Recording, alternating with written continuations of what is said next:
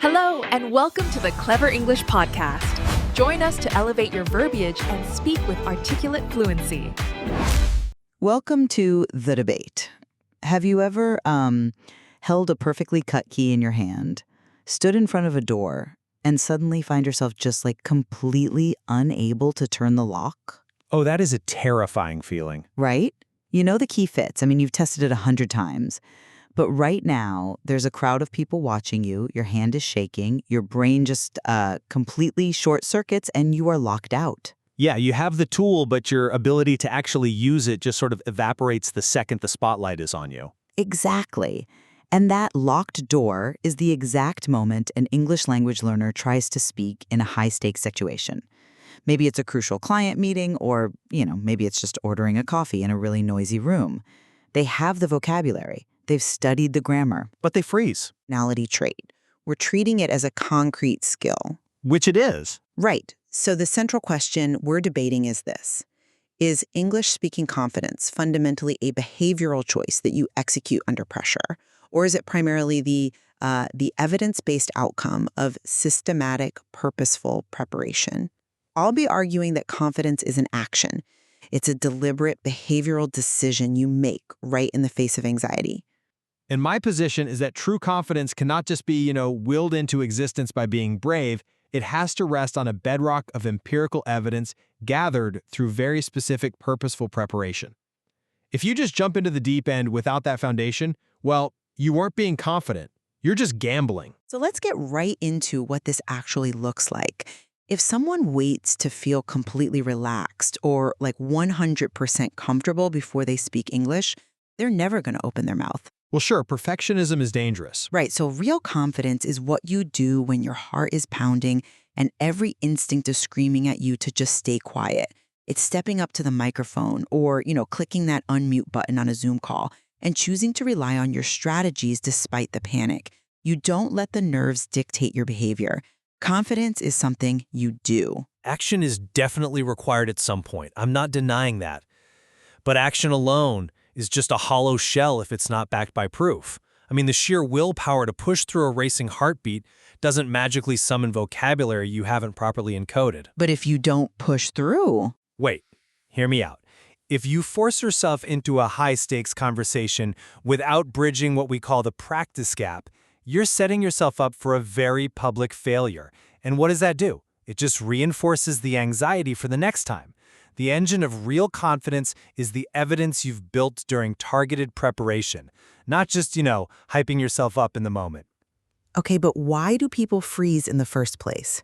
We have to figure out what's actually happening when that English learner clicks unmute and suddenly forgets how to introduce themselves. I argue this is overwhelmingly a pressure problem. A pressure problem? Yeah, they freeze because they are terrified of being judged, or they feel rushed. They misinterpret the physical sensation of nervousness as a sign that their English isn't good enough. We need to completely reframe what nerves are. Nerves are just data. They're a physiological signal saying, hey, this moment matters. They are fuel. Calling nerves fuel sounds incredibly motivational, but neurologically, it's a risky move if you haven't diagnosed the root cause. How so? Yes, nerves happen when a moment matters. But we have to be brutally honest here. Nerves are also a highly accurate warning system telling you that you actually aren't prepared for the specific task at hand. Not always. Often they are. If your practice consists solely of scrolling through vocabulary apps, reading articles passively, or maybe chatting in a perfectly safe, slow-paced one-on-one session with a very patient tutor, your brain knows you aren't ready for a chaotic, rapid-fire business negotiation. Okay, but think about a highly trained sprinter. They step onto the starting blocks, their adrenaline is spiking, their heart rate is through the roof. That athlete doesn't say, oh no, my heart is beating fast, I must not be prepared. Right. They know their body is getting ready to perform.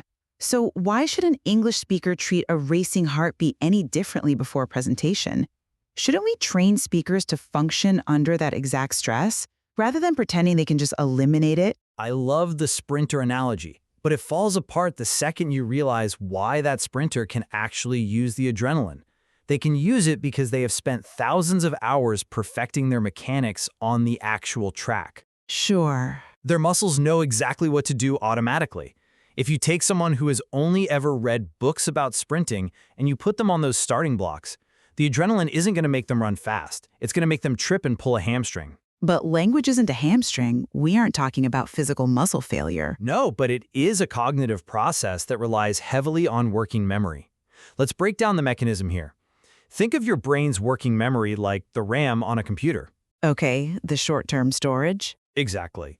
It's the short-term processing space where you actively translate thoughts into English words, apply grammar rules, and inform sentences. When you get nervous, when that fight or flight adrenaline hits your brain, actually restricts access to the prefrontal cortex where that working memory lives. The RAM essentially gets wiped. Right, the system crashes. I totally get that. So if an English speaker's vocabulary and grammar rules are only stored in that fragile working memory because they haven't practiced them purposefully, the panic wipes it all out. They freeze. Yeah. The only way to survive that adrenaline spike is if the language has been moved into long-term automatic memory. And that only happens through purposeful practice. You can't fuel a car that doesn't have an engine, and you can't rely on adrenaline to summon English skills that aren't deeply encoded. I completely agree with the RAM analogy. But here's where your preparation model kind of hits a wall. You're assuming that just practicing more is going to automatically encode those skills. If it's the right kind of practice. But if you are only practicing in a serene, perfectly controlled environment, you are never actually training your brain to access that long-term memory while flooded with adrenaline. If preparation without practicing under pressure doesn't transfer to real life, isn't your focus on structured rehearsal just, creating a more sophisticated comfort zone? Not if you're engaging it in practice with purpose. There's a massive difference between mindless repetition and purposeful practice. Mindless repetition is just staring at flashcards. Purposeful practice means anticipating the specific friction you're going to face. Give me an example. Well, if you have a weekly engineering meeting, purposeful practice isn't just reviewing engineering terms, it's rehearsing your specific updates out loud. It's challenging yourself to explain the pros and cons of artificial intelligence to an empty room out loud without stopping. You're building the evidence your brain needs to know it can navigate complex terrain. Rehearsing out loud in an empty room is a start, I'll give you that. But it absolutely lacks environmental friction. The real world is messy. You're going to have people talking over each other. Sure. You're going to have background noise. You're going to have a bad internet connection or a colleague who speaks incredibly fast. If you only practice in your quiet living room, your brain is still going to trigger that fight or flight response the second the environment changes. You have to engage in what I call training for real life. What does that actually look like practically? It means deliberately injecting chaos into your practice. You set a timer and force yourself to summarize a complex topic in exactly 60 seconds. You turn on the television in the background so you have to project your voice and concentrate through distractions. You join multi-person group conversations where everyone can hear you make a mistake. I see. If you don't practice under simulated pressure, your quiet living room preparation simply doesn't transfer to the chaotic real world. I agree that you can't stay in the living room forever. But throwing someone straight into chaos ignores the realities of cognitive load. If you take an English learner who is already battling intense language anxiety and you immediately drop them into a loud, timed, multi-person debate, you aren't building resilience. You're pushing them to adapt. No, you are simply overloading their cognitive capacity to the point of failure. But if they don't experience that failure in practice, they'll experience it in reality. Yes, but the type of failure matters. If the cognitive load is too high, the brain doesn't learn how to cope. It resorts to avoidance behaviors. The learner will start nodding and saying yes when they don't actually understand, just to make the interaction end faster. Oh, that's true. Right? They'll rush their speech and develop terrible habits.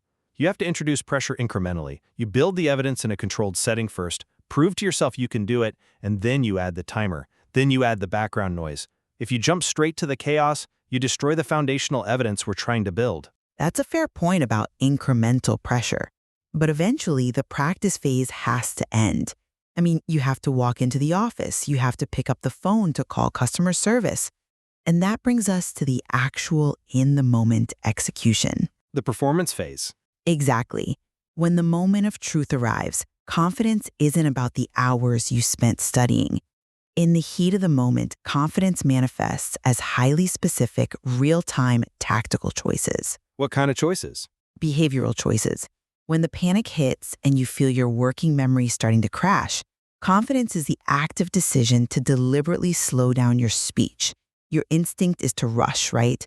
To get the words out as fast as possible so you can escape the spotlight. Absolutely. That's the flight response. Confidence is fighting that instinct. It is the choice to use a simple foundational word instead of freezing in silence for 10 seconds while you frantically search your brain for that one perfectly sophisticated vocabulary word you learned last week. I don't disagree that those are useful tactics, but they are essentially survival mechanisms. They are way more than survival mechanisms. They are the physical embodiment of confidence. Think about the pause. In a high-stakes conversation, an English learner might lose their train of thought. Their instinct is to panic, look down, and profusely apologize. "Oh, I'm so sorry, my English is bad. Give me a second." Confidence is the behavioral choice to simply hold eye contact, take a breath, and own the pause. You don't apologize for thinking. You act like someone who is entirely in control of the situation, even if your heart is beating out of your chest. That is why confidence is something you do. Owning the pause is a fantastic tactic. I won't argue against that at all. But I absolutely reject the idea that this in-the-moment execution is the most critical phase of building long-term confidence. The execution is just the performance. It's the whole point, isn't it? The actual permanent growth, the kind of growth that prevents the panic from happening in the first place, happens in the aftermath. The aftermath? You mean after the conversation is already over? Yes. The third and most crucial step of the framework is reflect and adjust. Let's say you successfully owned the pause during that stressful customer service call. Great. But if you just hang up the phone, wipe the sweat from your forehead and say, "Phew, I survived," you haven't actually built foundational confidence for the next call. You have to perform an autopsy on the interaction. An autopsy implies something died. I prefer to think of it as post-game analysis. Call it what you want, but you have to sit down and interrogate the experience. What exactly went well? Where did you express your ideas clearly? And just as importantly, why did you need to pause in the first place? Because they forgot a word? Right, but which word? Were you missing a specific transition phrase? Did the customer service rep use an idiom that threw you off? Did you misinterpret the premise of their question? Okay, I see the value in that. But practically speaking, how does answering those questions change the neurological response for the next time? Because you use those answers to systematically close your specific practice gap. If you realize you paused because you didn't know how to pivot the conversation respectfully, you go learn 3 specific pivot phrases. You practice them out loud. You build a long-term memory. I see. So the next time you are in that situation, you aren't relying on a behavioral band-aid like owning the pause. You actually have the vocabulary ready to deploy. Confidence builds systematically when you notice your wins, identify your weak spots, and adjust. I completely agree that reflection is vital. I mean, without the feedback loop, you're just repeating the same mistakes over and over. But I have to push back hard on your timeline here. I fundamentally question where the confidence is actually forged. You think it's forged in the moment. Yes, because execution must precede reflection. Let's go back to that customer service call. If you don't have the behavioral courage to own the pause, to push through the anxiety, and to keep speaking, the conversation collapses. You hang up in a panic. Well, If you let the anxiety be the boss, the post-game analysis is going to be incredibly depressing. You won't be reflecting on what phrases you were missing. You'll just be beating yourself up for freezing.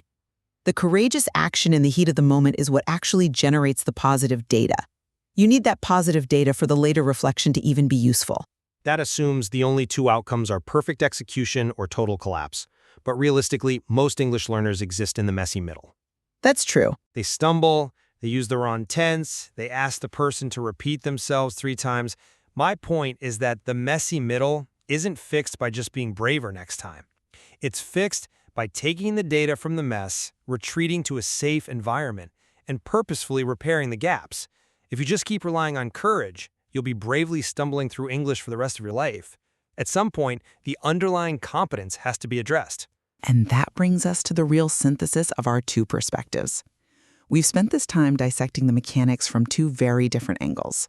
But underneath the debate about whether action or preparation takes the lead, there is a tremendous amount of common ground in how we view the acquisition of fluency. Without question, if there is one thing we are in absolute lockstep on, it is that acquiring confidence is not a passive endeavor. Passive repetition is a trap. A huge trap. If your entire strategy for improving your spoken English consists of quietly reading grammar rules on a screen, or, listening to an audio track on your commute without ever opening your mouth to speak out loud, you are not preparing. You are just wasting time. Exactly. Passive input does not equal active output. And we are also completely aligned on the danger of perfectionism, waiting for that magical day when you feel 100% comfortable and 0% anxious before you finally start speaking in meetings. That day is never coming. Perfectionism is the absolute enemy of fluency. It really is. The friction is a necessary part of the process. You can't build a resilient skill without exposing it to real-world resistance. So to pull my side of the argument together, I maintain that English-speaking confidence is at its core an active, courageous choice. It's the decision to reframe your racing heartbeat not as a warning sign of failure, but as the physiological fuel you need to perform. It is the real-time execution of tactical behaviors like intentionally slowing your cadence, choosing simplicity over complexity, and holding your ground during a pause when the pressure is absolutely highest.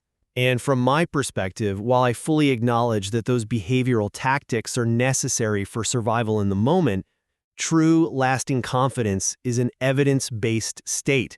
It isn't manifested through sheer bravery. It is built layer by layer by aggressively closing the practice gap. Right. You do this through targeted, purposeful preparation, moving the language from fragile working memory into deep automatic recall, and you solidify it through relentless post-event reflection, ensuring that every time you take action, it's a calculated deployment of a sharpened skill and never just a blind gamble.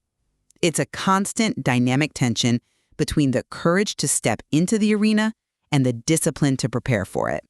And for anyone listening right now who is actively navigating their own English journey, this leaves you with a very practical self-audit for the next time you hesitate. Yes. When you feel that freeze coming on, you have to ask yourself a hard question. Is this just a pressure problem? Do I actually know the material, and I just need to exercise the behavioral courage to push through the adrenaline and trust myself? Or, is this genuinely a practice gap? Is my brain correctly warning me that I haven't done the out-loud, purposeful rehearsal required for this specific scenario? Meaning I need to retreat, do the work, and build the evidence before I try again. Diagnosing the actual root of your hesitation is the only way you can apply the right solution. Think back to that perfectly cut key we talked about at the very beginning. The next time you find yourself standing at the door, completely frozen and unable to enter the English conversation, ask yourself honestly. Is it the pressure? Right. Is your key failing just because you're letting the pressure of the audience stop you from turning your wrist? Or is it failing because if you really look closely at the key, you never actually finished cutting the ridges in the first place? Thank you for joining us on The Debate.